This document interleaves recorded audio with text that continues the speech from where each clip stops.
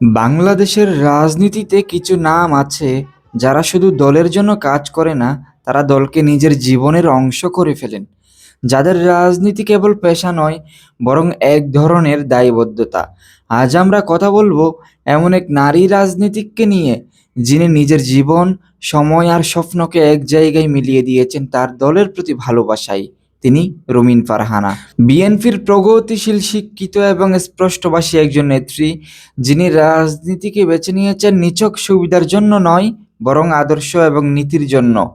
রুমিন ফারহানা বাংলাদেশের রাজনীতিতে এমন একটি নাম, যিনি নারী নেতৃত্বের এক উজ্জ্বল প্রতীক হয়ে উঠেছিল খুব অল্প সময়ের মধ্যেই।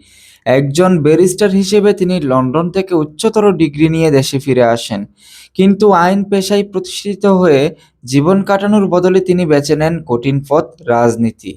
কারণ তার মতে ন্যায় বিচার শুধু আদালতে নয়, সমাজেও প্রতিষ্ঠিত হতে হবে। আর সেই ন্যায় বিচার প্রতিষ্ঠার জন্যই তিনি বিএনপির রাজনীতিতে যুক্ত হন। শিক্ষা, ব্যক্তিত্ব এবং স্পষ্ট যুক্তির মাধ্যমে তিনি দ্রুত দলীয় পর্যায়ে পরিচিত হয়ে ওঠেন। বিএনপির আন্তর্জাতিক বিষয়ক সহ-সম্পাদক হিসেবে দায়িত্ব নিয়ে তিনি দেশের বাইরে দলের অবস্থান, নীতি এবং ভাবমূর্তি তুলে ধরেন আত্মবিশ্বাসের সঙ্গে। আর সংসদে প্রবেশ করার পর তার বক্তৃতাগুলো হয়ে ওঠে আলোচনার বিষয়। তিনি কথা বলেন নির্ভয়ে, যুক্তি এবং তথ্যের ভিত্তিতে, যা তাকে তরুণ প্রজন্মের কাছেও জনপ্রিয় করে তোলে।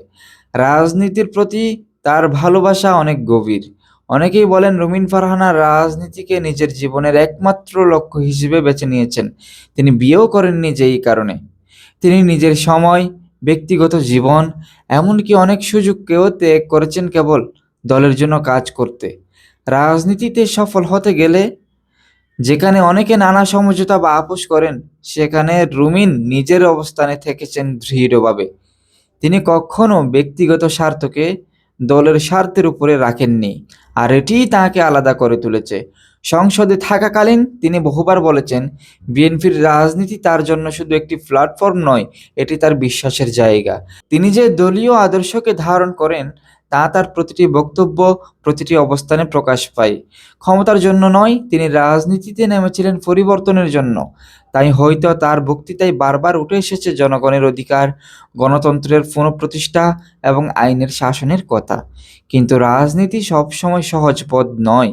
ত্যাগ, অপমান, অবহেলা সবই এর অংশ। রুমিন ফারহানা অনেক সময় দলীয় মনোনয়ন পাননি, অনেক বিতর্কেও জড়িয়েছেন, কিন্তু কখনো দল বিরোধী অবস্থান নেননি তিনি।